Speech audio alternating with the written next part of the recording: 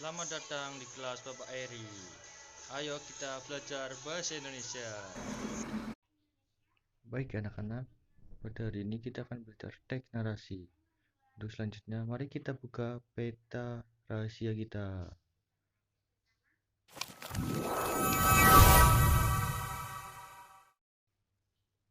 Nah, anak-anak, teks narasi ini adalah jenis teks yang mengisahkan suatu peristiwa berdasarkan urutan waktu atau kronologis.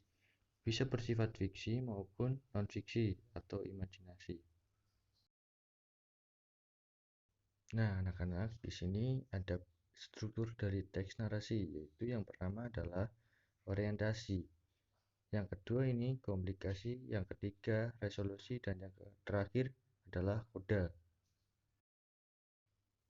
Nah, pada orientasi ini berisi tentang pengenalan tokoh, setting, latar, yaitu latar waktu, tempat, dan suasana.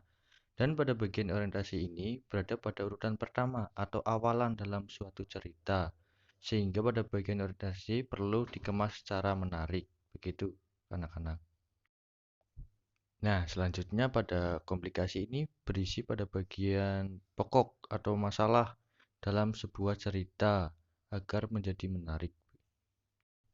Nah, pada bagian resolusi ini berisi bagaimana penyelesaian masalah atau konflik cerita yang terdapat dalam cerita tersebut. Nah, yang terakhir ini adalah koda, yaitu akhir dari cerita atau ending dalam cerita tersebut. Endingnya itu bagaimana? Ada yang sedih maupun ada yang bahagia, begitu. Selanjutnya, marilah kita menyimak contoh dari teks narasi. Judulnya yaitu Tak Muat Lagi. Lala baru saja pulang sekolah. Cuaca begitu panas yang membuatnya buru-buru masuk ke rumah. Segelas air dingin, itulah yang diinginkannya. Kakak pasti haus. Ini minum dulu, kakak. Kiki menyodorkan segelas air. Adiknya itu memang baik. Wah, terima kak. Lala menghentikan ucapannya begitu melihat baju yang dipakai oleh Kiki. Itu baju biru polkadot favoritnya. Kenapa kamu memakai bajuku? Lala bertanya dengan kesal. Kata ibu, baju ini untukku. Kakak kan sudah tidak pernah lagi memakainya, jawab Kiki bingung. Tidak pernah kupakai bukan berarti boleh diambil. Lala mulai marah. Ayo ganti bajumu. Tapi baju ini pas untukku. Kiki mengelak. Pasti sudah kekecilan untuk kakak Lala. Tidak, ini bajuku, bukan bajumu. Lala berkeras. Akhirnya Kiki mengalah. Lala mendapatkan kembali bajunya. Langsung saja Kak Lala ke kamar untuk berganti pakaian. Kiki mengikutinya. Masih cukup. Lala berdiri di depan cermin. Kenapa belakangan ini aku tidak pernah memakainya ya? Lala terus memadu diri. Awalnya tidak ada masalah, tetapi lama-lama Lala mulai merasa gerah. Dia juga sulit bernapas dengan lega, dan kulitnya mulai terasa gatal. Lala lalu berusaha untuk menggaruk punggungnya. Bret, kak, baju kakak sobek. Kiki berteriak. Lala pun terdiam. Dengan sedih, dia meraba bagian baju yang sobek itu.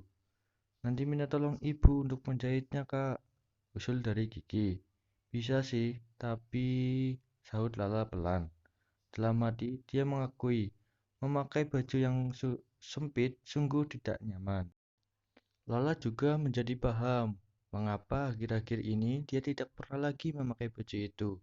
Mungkin baju itu akan bertambah sobek kalau dia terus untuk memakainya. Ya, nanti kita minta tolong ibu untuk menjahit baju ini, katanya. Kemudian Lala menambahkan, nanti baju ini buat kamu saja ya. Yang benar kak, hore, teriak Kiki senang. Lala mengangguk pelan. Iya, untukmu saja. Terima kasih kak. Kiki langsung memeluk kakaknya. Nah, anak-anak, selanjutnya apakah kalian dapat mengidentifikasi bagaimana struktur dari teks narasi tersebut? Oke, terima kasih karena telah menyimak pelajaran bahasa Indonesia bersama